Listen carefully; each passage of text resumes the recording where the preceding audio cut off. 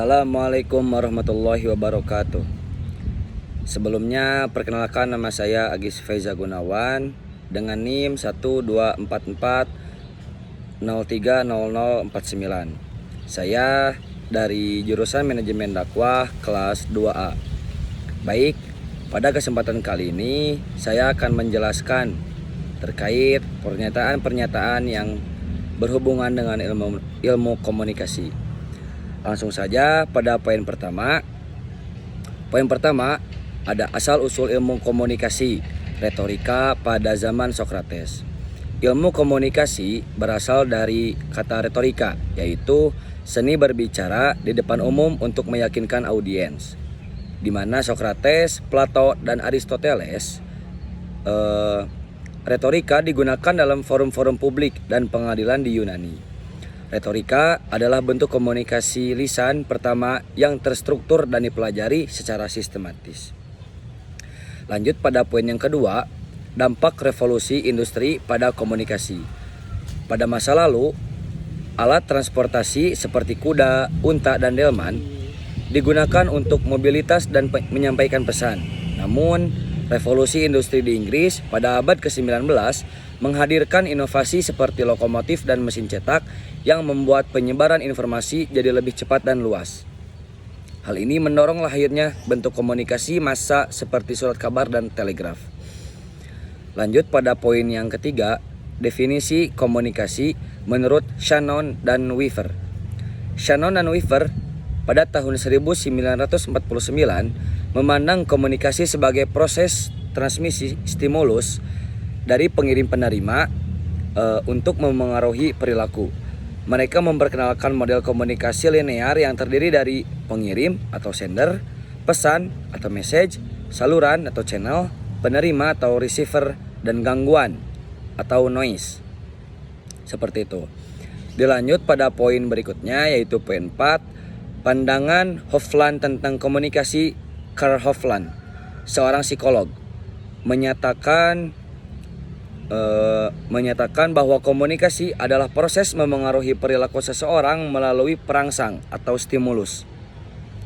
Sejalan dengan pendekatan behavioristik, fokus utamanya adalah efek komunikasi seperti perubahan sikap atau perilaku. Lanjut pada poin kelima, perkembangan komunikasi sebagai ilmu formal.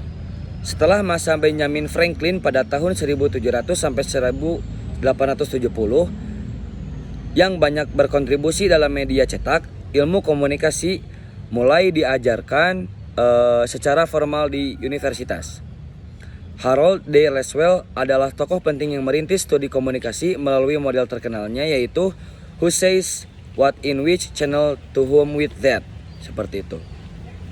Lanjut pada poin berikutnya. Di sini saya menjelaskan poin 1 sampai 5, lalu 15 sampai 19.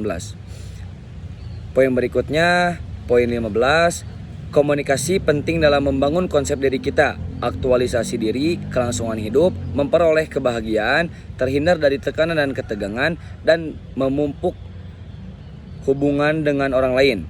Fungsi tersebut merupakan fungsi sebagai sosial. Baik, pada poin selanjutnya yaitu komunikasi lisan pada zaman prasejarah. Sebelum tulisan ditemukan, manusia berkomunikasi secara lisan dan simbolik, termasuk melalui bahasa tubuh dan suara. Spesies seperti Cro-Magnon dan Neanderthal menjalani kehidupan nomaden dan mengandalkan komunikasi lisan untuk bertahan hidup dan bekerja sama. Seperti itu. Pada poin selanjutnya, karena komunikasi dianggap sebagai proses sebab akibat, maka komunikasi disebut sebagai interaksi. Komunikasi ketika dipandang sebagai proses sebab akibat atau aksi-reaksi memang sering disebut sebagai interaksi. Ini karena dalam komunikasi, pesan yang disampaikan oleh satu pihak akan memicu reaksi satu pihak dari pihak yang lain, dan begitu seterusnya, menciptakan siklus aksi-reaksi yang berkelanjutan. Interaksi dalam komunikasi menunjukkan bahwa prosesnya tidak satu arah, melainkan melibatkan timbal balik dan pengaruh timbal balik antara komunikator dan komunikan. Pada poin selanjutnya, cara kita berbicara di saat musim hujan dan pada saat musim kemarau akan berbeda. Hal ini dikarenakan konteks komunikasi kita berdasarkan aspek fisik. Cara berbicara bisa berubah tergantung pada kondisi cuaca, terutama musim hujan dan kemarau. Perubahan ini dipengaruhi oleh konteks fisik dan bagaimana kita menyesuaikan diri dengan lingkungan. Contoh, saat hujan deras, seseorang mungkin akan berkata, "Tolong, agak mendekat," atau "tidak terdengar, terlalu berisik." Dan saat cuaca panas, seseorang mungkin akan berkata, "Jangan terlalu dekat, panas," atau "bicara yang jelas, jangan bertele-tele." Seperti itu. Selanjutnya, ada poin pada saat kita berkomunikasi dengan suku di Sumatera akan berbeda dengan berkomunikasi dengan suku di Jawa. Perbedaan ini merupakan konteks komunikasi dari aspek sosial. Perbedaan cara berkomunikasi antara suku di Sumatera dan Jawa adalah contoh konteks komunikasi yang dipengaruhi oleh aspek sosial budaya. Setiap suku memiliki norma, nilai, dan kebiasaan yang berbeda yang tercermin dalam cara mereka berinteraksi dan berkomunikasi. Selanjutnya, saat perkuliahan, komunikasi terjadi berfungsi untuk memberikan edukasi pada mahasiswa. Komunikasi dalam perkuliahan memiliki peran utama dalam memberikan edukasi kepada mahasiswa. Komunikasi yang efektif antara dosen dan mahasiswa serta antar mahasiswa menjadi kunci keberhasilan materi. Model ini menekankan 5 komponen komunikasi yang menjadi dasar analisis komunikasi massa. Mungkin cukup sekian yang dapat saya sampaikan. Mohon maaf apabila terdapat banyak kesalahan. Saya tutup dengan doa Rabbana atina fid dunya hasanah wa fil akhirati hasanah wa qina adzabannar. Aqulu qouli hadza wa astaghfirullah li wa lakum. Assalamualaikum warahmatullahi wabarakatuh.